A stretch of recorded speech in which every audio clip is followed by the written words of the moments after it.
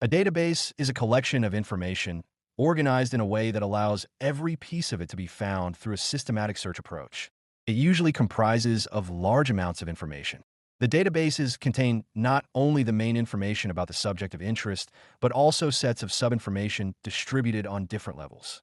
In a broad sense, databases could be stored and accessed in the form of physical files or electronically, digital databases recorded on an electronic medium. The digital databases are either connected to the internet or offline. The ones that are connected classify as online databases. Nowadays, electronic databases in the field of humanities, and archaeology in particular, are preferred over physical ones because of the easier scalability, access to information, as well as the diversity and scope of media that can be stored and reproduced.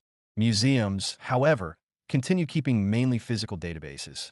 Many of them are currently undergoing digital transformation. Electronic databases are managed through database management systems, DBMS, which essentially are software platforms that facilitate the necessities for using databases stored on electronic medium, generate new content, access, organize, edit, secure, and retrieve information. Databases are an indispensable tool for managing and storing information about archaeological artifacts, as well as for facilitating the excavations and research endeavors of the specialists in the field.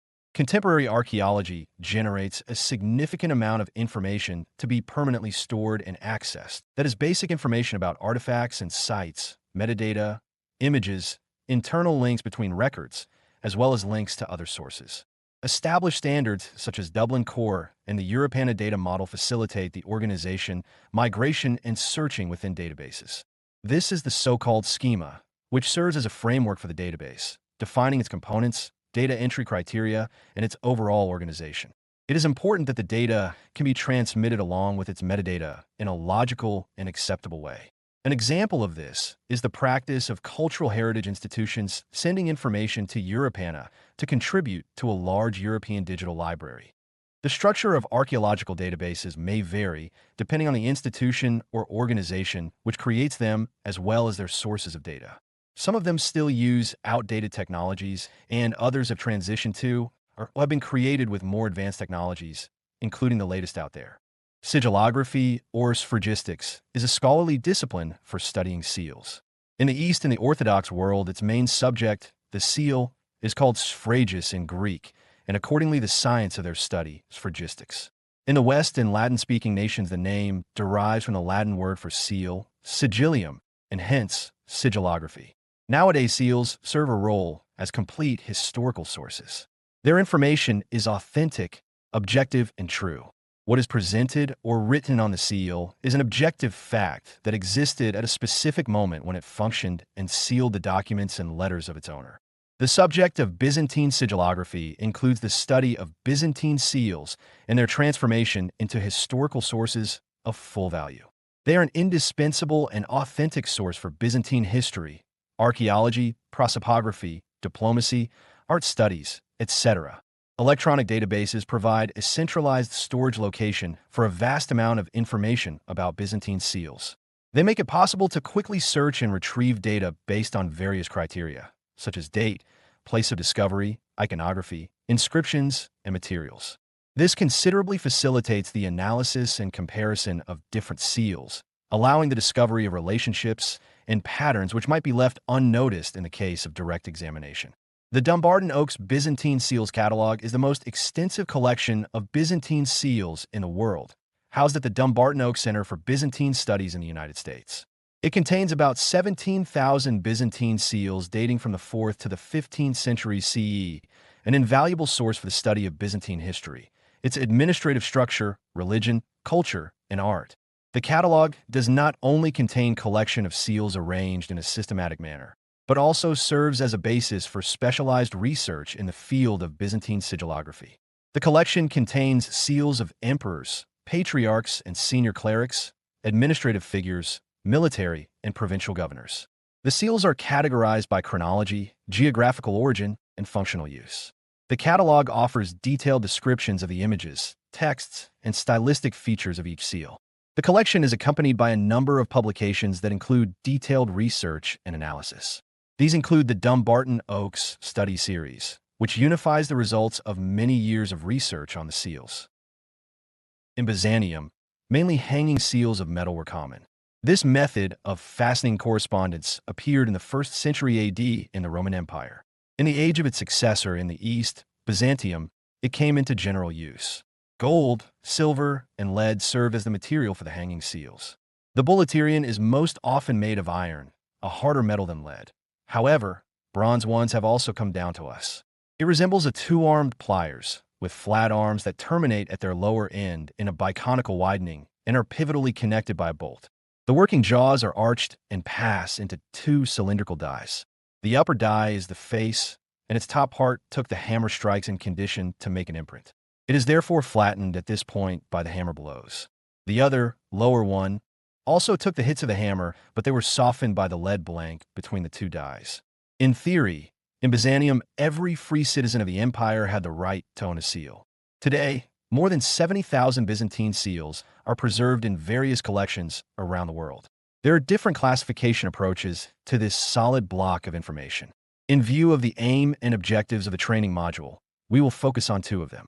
The imperial seal is in practice the official state seal of the empire. It seals the ruler's correspondence emanating from the imperial office.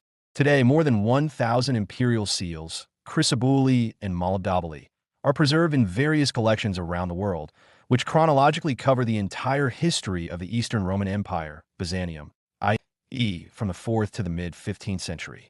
They are an important authentic source for the development of the Byzantine emperor's titular and insignia.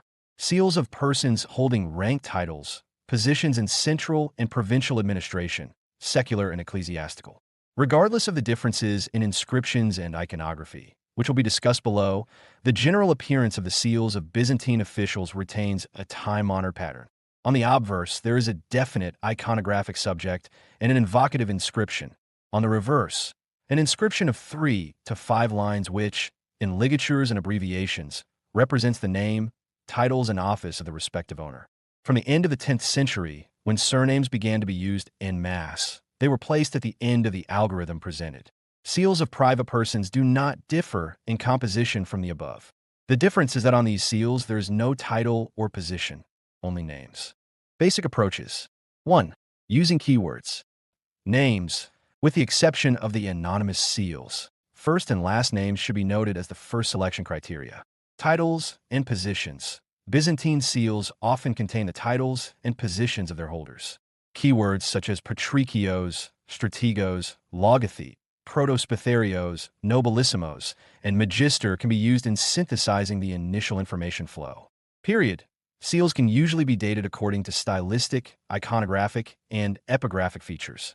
Searching with keywords associated with a specific period, e.g., 11th century, helps narrow results. Geographic names. Seals often contain information about the place of origin or service.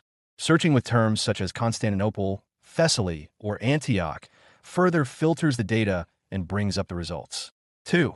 Using filters, chronological filters. These allow limiting the search to a specific time range. Iconographic filters.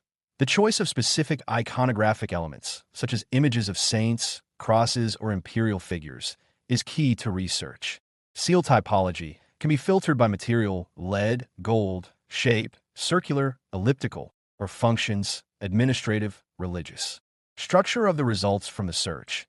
After entering keywords and/or applying filters, the database outputs a list of results that are presented in the following format. 1.